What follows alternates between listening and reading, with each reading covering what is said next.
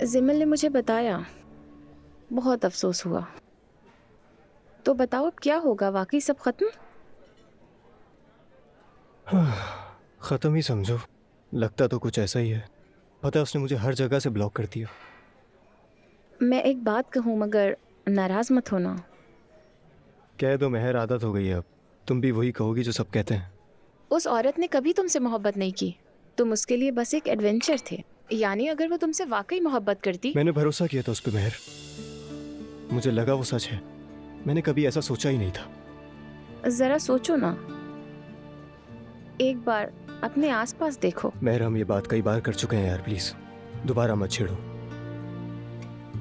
मैं ते देखो, मैंने तुम्हारा ख्याल दिल से नहीं निकाला और मैं जानती हूँ तुम्हारे दिल में अब भी मेरे लिए फीलिंग्स हैं।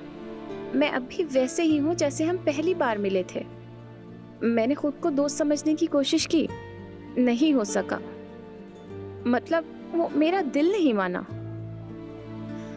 मैं चाहती हूँ हम एक दूसरे को एक और चांस दें।